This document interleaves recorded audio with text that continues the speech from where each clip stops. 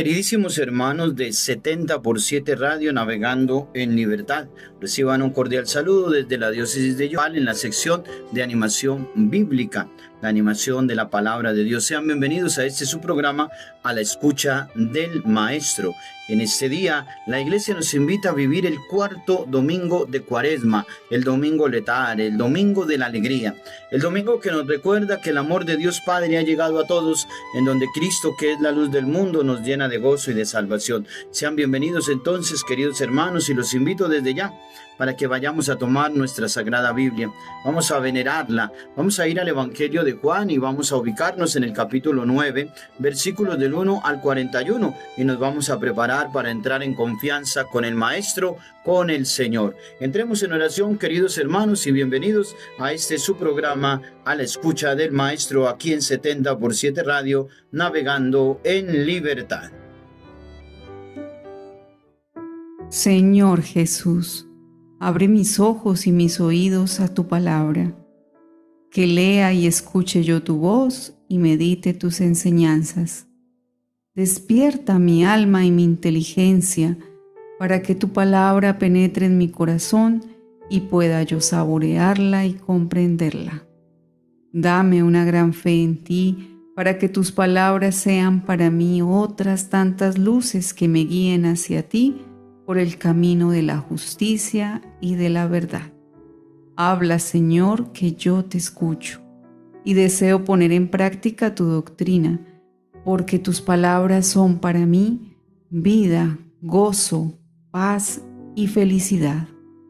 Háblame, Señor, tú eres mi Señor y mi Maestro, y no escucharé a nadie sino a ti. Amén. A la escucha del Maestro, desde la animación bíblica de la diócesis de Yopal. Continuando en el desarrollo de nuestro programa y en el ejercicio hermoso de la lección divina, hagamos un comentario a la liturgia dominical en este cuarto domingo de Cuaresma, conocido como el Domingo Letare.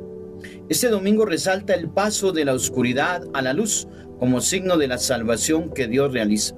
En 1 Samuel, la lección de David recuerda que Dios mira el corazón y revela sus obras más allá de las apariencias humanas.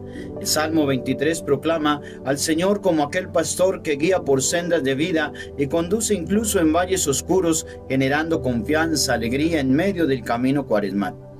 En Efesios, el apóstol Pablo exhorta a vivir como hijos de la luz, dejando atrás las obras de tinieblas y despertando a la vida en Cristo.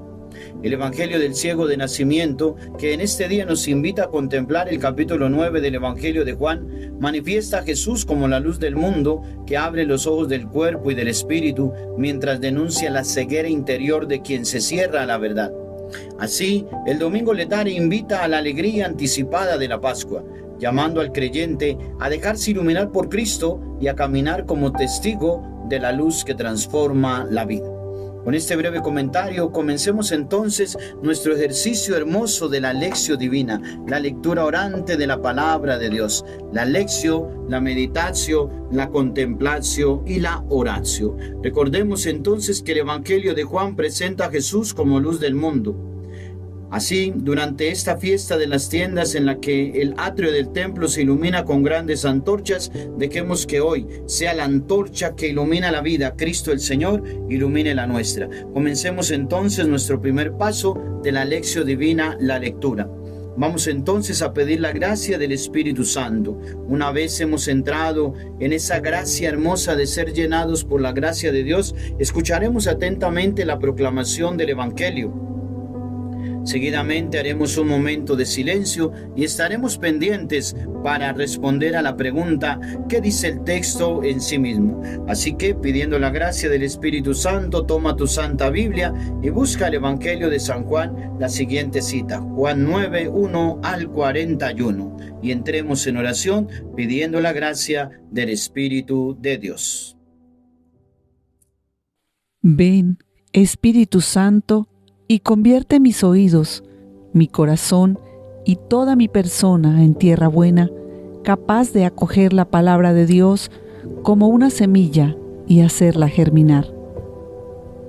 Ven, Espíritu de la vida, desciende y derrámate sobre mí como una llovizna suave se derrama, penetra, refresca y fecunda el campo de mi vida, destinado a dar fruto por la escucha de la palabra.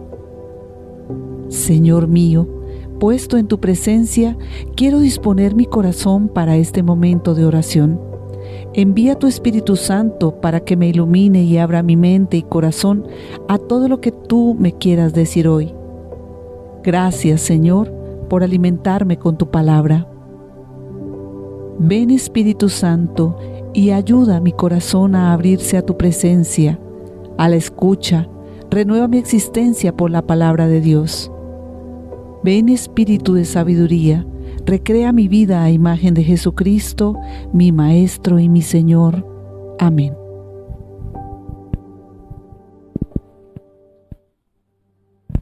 Ven, Espíritu Santo, y convierte mis oídos, mi corazón y toda mi persona en tierra buena, capaz de acoger la palabra de Dios como una semilla y hacerla germinar. Ven, Espíritu de la vida, desciende y derrámate sobre mí, como una llovizna suave se derrama, penetra, refresca y fecunda el campo de mi vida, destinado a dar fruto por la escucha de la palabra. Señor mío, puesto en tu presencia, quiero disponer mi corazón para este momento de oración. Envía tu Espíritu Santo para que me ilumine y abra mi mente y corazón a todo lo que tú me quieras decir hoy. Gracias, Señor, por alimentarme con tu palabra. Ven, Espíritu Santo, y ayuda a mi corazón a abrirse a tu presencia, a la escucha. Renueva mi existencia por la palabra de Dios. Ven, Espíritu de sabiduría, recrea mi vida a imagen de Jesucristo, mi Maestro y mi Señor. Amén. Lectura del Santo Evangelio según San Juan. En aquel tiempo, al pasar, vio Jesús a un hombre ciego de nacimiento. Entonces escupió en la tierra, hizo barro con la saliva, se lo untó en los ojos al ciego y le dijo: Ve a lavarte a la piscina de Siloé, que significa enviado. Él fue, se lavó y volvió con vista. Y los vecinos y los que antes solían verlo pedir limosna preguntaban: ¿No es ese el que se sentaba a pedir? Unos decían: el mismo. Otros decían: no es él, pero se le parece. Él respondía: soy yo. Llevaron ante los fariseos al que había sido ciego. Era sábado el día que Jesús hizo barro y le abrió los ojos. También los fariseos le preguntaban cómo había adquirido la vista. Él les contestó: me puso barro en los ojos, me lavé y veo. Algunos de los fariseos comentaban: este hombre no viene de Dios porque no guarda el sábado. Otros replicaban: ¿cómo puede un pecador hacer semejantes signos? Y estaban divididos. Y volvieron a preguntarle al ciego: ¿y tú, qué dices del que te ha abierto los ojos?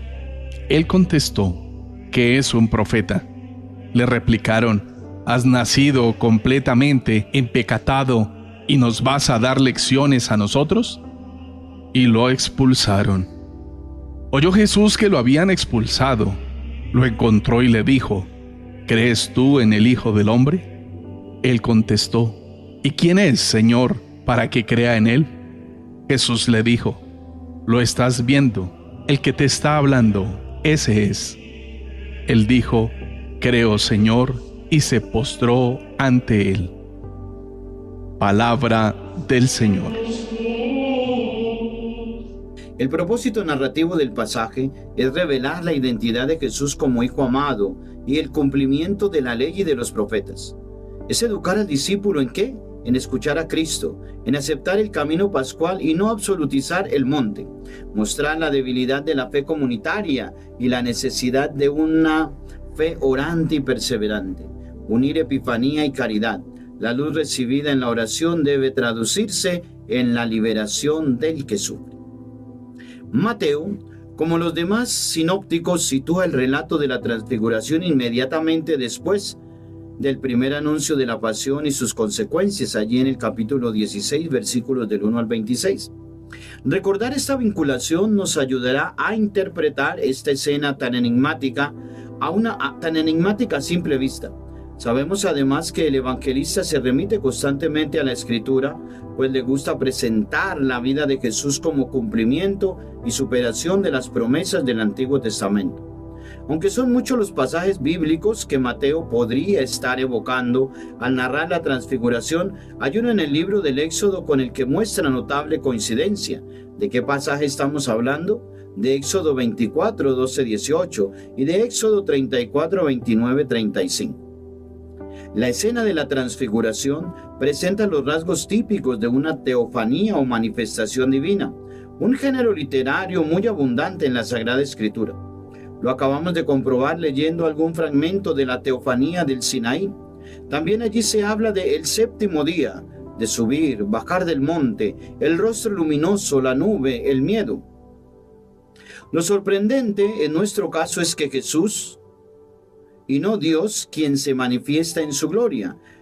La frase final del relato califica esta experiencia como una visión, Mateo 17:9, y así ofrece una pista decisiva para entender lo que ha pasado. Significa que lo sucedido no se sitúa al mismo nivel que las vivencias cotidianas, que Dios ha revelado algo especial, algo esencial sobre la identidad de Jesús que no podía percibirse en el contacto ordinario con Él. ¿De qué se trata? Comparemos el aspecto de la transfiguración descrito en Mateo 17 con Mateo 13:4 y Mateo 28. Tengamos en cuenta estos textos. La transfiguración de Jesús supone una contemplación anticipada de la victoria del resucitado. De hecho, los rasgos con los que se describe aparecen en otros lugares del Evangelio relacionados con la experiencia pascual. Además, es Jesús mismo quien prohíbe a los discípulos hablar del asunto hasta que el Hijo del Hombre haya resucitado de entre los muertos. Pues solo entonces podrá entenderse su sentido. Otros elementos visuales contribuyen a dar empaque a la escena, como por ejemplo la aparición de Moisés y Elías. Su presencia viene a corroborar que Jesús es el Mesías de Israel, puesto que ambos personajes habían sido relacionados con su llegada en la tradición judía, como nos lo testifica Deuteronomio 18:15 y Malaquías 3:23 al 24. Como bien refleja el Evangelio de Mateo en el capítulo 17, versículo 11. Pero en este pasaje no solo es importante lo que se ve, sino también lo que se oye. El centro del relato está ocupado por la audición, la escucha de la voz que se hace sentir desde la nube, un signo inequívoco de la presencia de Dios según la Biblia. En ella, la que interpreta definitivamente el sentido de la visión es la palabra. La primera parte de su declaración coincide exactamente con lo que ya se había proclamado en el bautismo en Mateo 3:17 y ratificado en las tentaciones que escuchamos los domingos anteriores. Pero añade un elemento nuevo: escuchando. 6 días después de que Jesús haya reafirmado su opción de obediencia al Padre, aceptando su destino de muerte y rechazando de nuevo el engaño de Satanás, esta declaración supone un espaldarazo definitivo a su persona por parte de Dios. Debe ser escuchado porque con su palabra y con su vida ha llevado a plenitud todo lo que estaba anunciado en la ley y en los profetas. Mateo ha querido situar este relato en una sección del Evangelio en la que Jesús se concentra en instruir a sus discípulos. Todo empieza con el anuncio de la pasión, que supone un duro golpe para ellos porque implica la frustración de sus expectativas mesiánicas. Baste recordar la reacción de Pedro.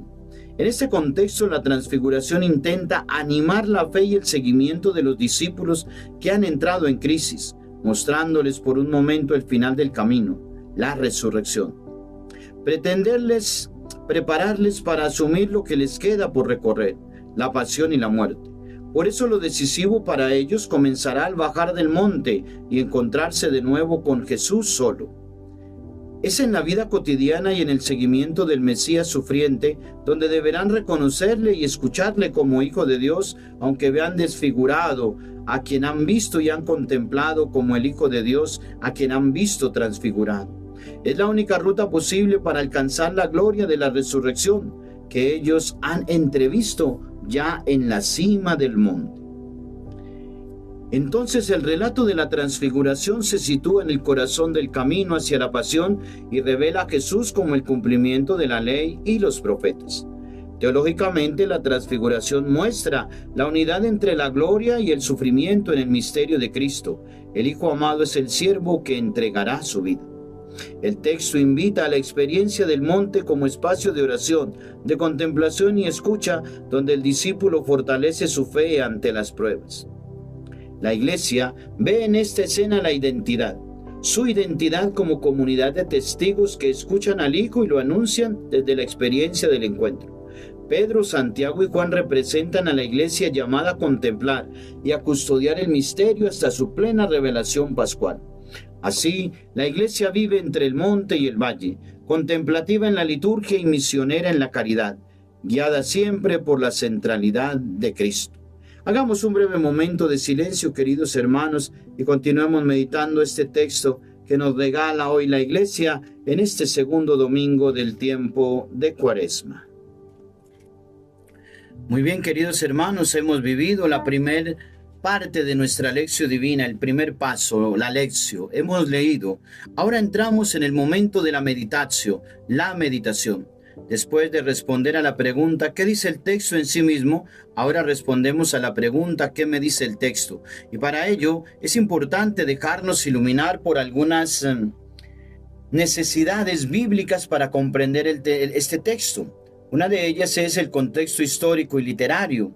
Decimos que el lugar en el Evangelio de Juan 9, está dentro de la sección donde Jesús se revela mediante signos y discursos que muestran quién es Él, que comienza en Juan 1 y se extiende hasta el capítulo 12.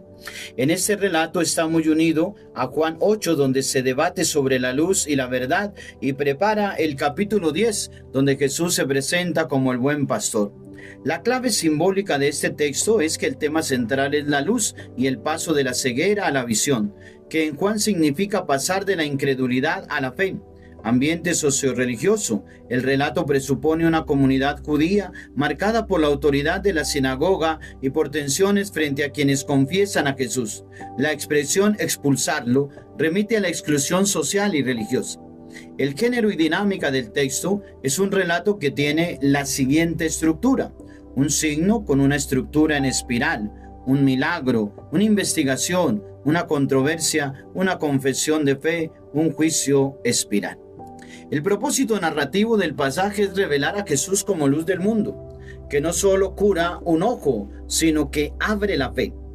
También mostrar que la verdadera ceguera puede ser religiosa, ver físicamente y sin embargo rechazar la verdad.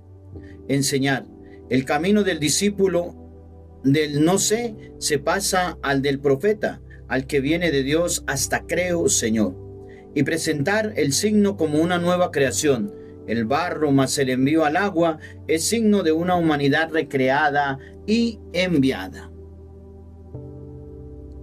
Al igual que la semana pasada, leemos también hoy este pasaje sacado del libro de los signos, en el que Jesús devuelve la vista a un ciego de nacimiento.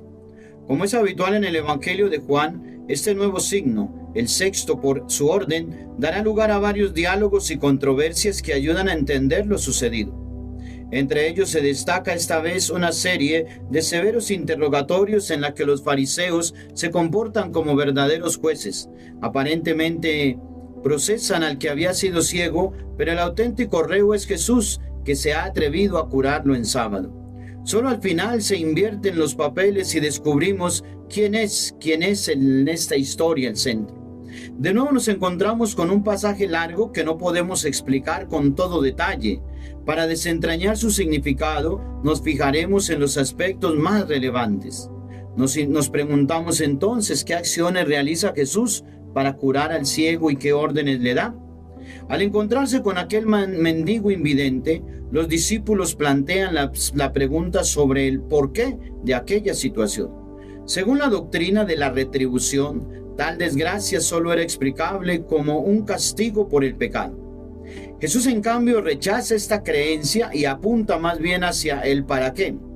Más que ser explicado, el mal debe ser combatido. Será la ocasión de que Dios siga realizando su obra y de que Él, que es su enviado, se manifieste como luz del mundo mientras es de día. Por eso, tomando en todo momento la iniciativa, procede la curación. El barro que utiliza recuerda el relato de la creación del género humano en Génesis 2:7. El hecho de ungirlo sobre los ojos y la orden de lavarse en la piscina del enviado hacen pensar en los ritos del bautismo, fuente de vida nueva. Al recuperar la vista, aquel hombre es recreado. Su primer nacimiento lo arrojó a las tinieblas y ahora vuelve a ser engendrado para la luz. Su existencia ha sido radicalmente transformada. Tanto es así que hasta sus vecinos tienen dificultades para reconocerlo. Pero no nos quedamos en el milagrito. Ya sabemos que los signos de Jesús pretenden revelarnos su identidad más profunda. Sin embargo, preguntémonos de qué manera los va descubriendo el ciego. Fijémonos en las cosas que dice de Jesús y descubramos que Él va viendo cada vez más claro quién es el que le ha curado. Abrir los ojos del cuerpo significa abrir los ojos de la fe.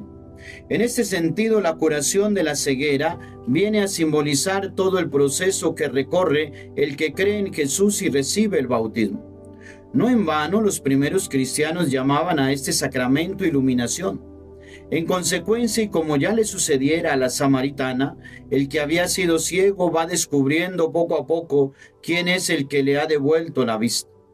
Aunque al principio habla de él como de ese hombre que se llama Jesús, pronto lo califica de profeta y luego sostiene que si lo ha curado es porque viene de Dios. Y finalmente hace un acto de fe, diciendo, es el Hijo del Hombre. Y postrándose en un gesto de adoración afirma, creo, Señor. Preguntémonos ahora qué diferencias hay entre este proceso creyente y la actitud que mantienen los fariseos ante Jesús. A medida que la luz de la fe abre los ojos del ciego, los fariseos van ofuscándose cada vez más en su hostilidad hacia Jesús. Para ellos se trata solo de un pecador. Imaginan incluso que todo ha sido un fraude y llaman a declarar a los padres para comprobarlo. Pero ellos vuelven a remitir a su hijo a los jueces, alegando que tiene edad suficiente para que su testimonio sea válido. Y en efecto, el ex ciego se conduce en todo momento como un verdadero testigo de la fe, un auténtico discípulo que sabe defender su postura frente a quienes lo acosan. El interrogatorio evidencia que los que presumen de saber ignoran lo más importante. Los fariseos desconocen el origen de Jesús. El ciego sostiene, en cambio, que viene de Dios. Al final, inseguros y faltos de argumentos, deciden echarlo fuera. Se refleja en ello la situación histórica en la que vivía la comunidad de Juan, amedrentada por el judaísmo fariseo que había decidido expulsar a los cristianos de las sinagogas. Pero al final del relato se desvela que el verdadero juicio provocado por la curación es otro. Preguntémonos de qué juicio se trata según las palabras de Jesús. Jesús, desapercibido de la escena hasta el último momento, vuelve a irrumpir en ella. En primer lugar, para salir al encuentro del ciego y ayudarle a culminar el proceso de fe que había comenzado con su corazón. En segundo, para ofrecer las claves que permiten entender lo que está pasando. Es entonces cuando, con fina ironía, muestra que las cosas no son lo que parecen, que el verdadero juicio no es el de los fariseos, sino ese que él mismo establece al revelarse como una luz que alumbra a los ciegos y ciega a los que dicen creer ver, una luz ante lo que es preciso definirse, discerniendo así entre quienes lo acogen y quienes lo rechazan. El ciego personifica la actitud de los que desean ser iluminados por Jesús y acceden así a la visión de la fe. Los fariseos, en cambio, son ciegos que no quieren ver, se apartan de la luz, por eso su ceguera es culpable y no les es para que puedan ver. Son ellos los que, negándose a creer, permanecen en su pecado, permanecen en su ceguera. Así pues, de este texto podemos resaltar una implicación teológica que nos dice: Jesús es la luz del mundo, es el enviado del Padre, es el nuevo creador, Jesús es el Hijo del Hombre y es el pastor que encuentra. Desde la antropología descubrimos en este texto que el ser humano está llamado a ser testigo, que está llamado a dejarse llevar por Dios y que la autosuficiencia lo hace caer en la tentación de no necesitar la conversión. Eclesiológicamente, este texto nos recuerda que la iglesia es comunidad de iluminados por la gracia del bautismo, que el costo social de ser discípulos es experimentar la expulsión, porque se asume la verdad, que la autoridad religiosa se purifica cuando reconoce las obras de Dios en los pequeños, y por último, que la iglesia tiene la tarea de reincorporar a aquellos que han sido expulsados. Podríamos concluir entonces que el relato del ciego de nacimiento revela el dinamismo propio de la revelación en el Evangelio de Juan. El signo conduce al reconocimiento progresivo de la identidad de Jesús. La narración muestra que el milagro no es solo una acción prodigiosa, sino un acontecimiento que provoca discernimiento, conflicto y confesión de fe. Así es la Escritura. Nos enseña a vivir más profundamente la vida espiritual.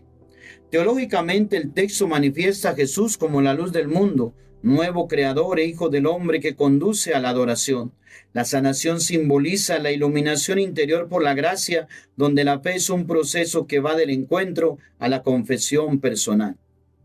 Desde la dimensión eclesial, el relato presenta a la iglesia como la comunidad de iluminados llamados a confesar a Cristo, incluso en medio de las incomprensiones y de las exclusiones. La expulsión del ciego y su encuentro con Jesús muestran que la verdadera pertenencia a la iglesia se funda en la relación viva con el Señor. De este modo, la iglesia está llamada a ser espacio de encuentro, discernimiento y misión, donde los que ven ayudan a otros a descubrir la luz de Cristo. Hagamos un breve momento de silencio y recordemos el interrogante que dirige nuestra meditación. ¿Qué me dice el texto? Recordemos entonces esa profesión de fe: Jesús es la luz del mundo. Seguimos viviendo este momento de iluminación.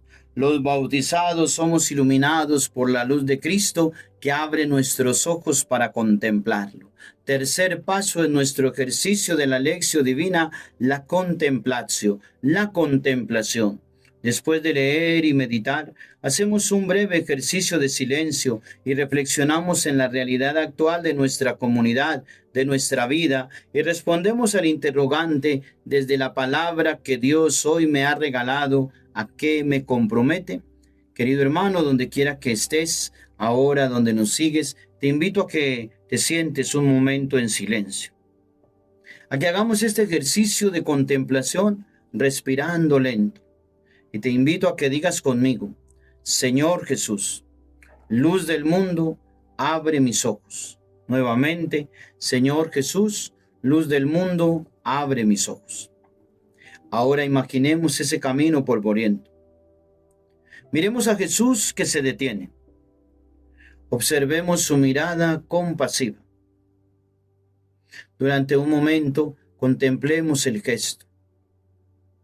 Jesús con sus manos está haciendo barro y está tocando suavemente tus ojos. Siente el tacto. Jesús no es violento. Manifiesta ternura. Y ahora escucha el envío. Abre tus oídos y escucha aquella voz que te dice: oye, ve y lávate. Ve y lávate. Y pregúntale al Señor: ¿a qué me estás enviando hoy, Señor? Imagina el agua y el milagro de la visión. Imagina el agua en tu rostro. Permite que se laven aquellos prejuicios, aquellos miedos, aquellas culpas, aquellas rigideces, aquellas cosas que endurecen el corazón. Ahora estás con Jesús y Jesús te lanza esta pregunta: ¿crees? Respóndele con tus palabras. Termina diciendo: creo, Señor.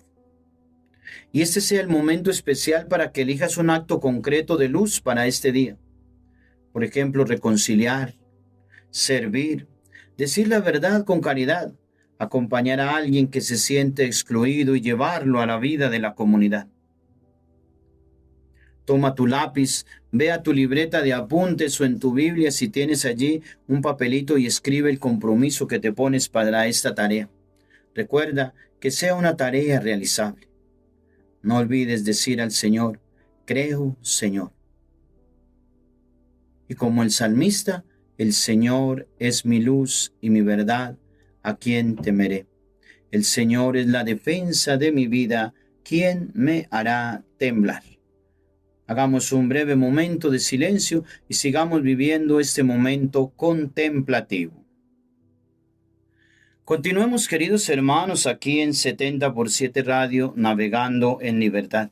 Después de leer, meditar y contemplar, vamos a vivir este último paso de nuestra lección divina, este paso tan hermoso que es la oratio, la oración. En este momento respondemos desde la palabra leída, meditada y contemplada al interrogante, ¿qué me hace decir la palabra de Dios?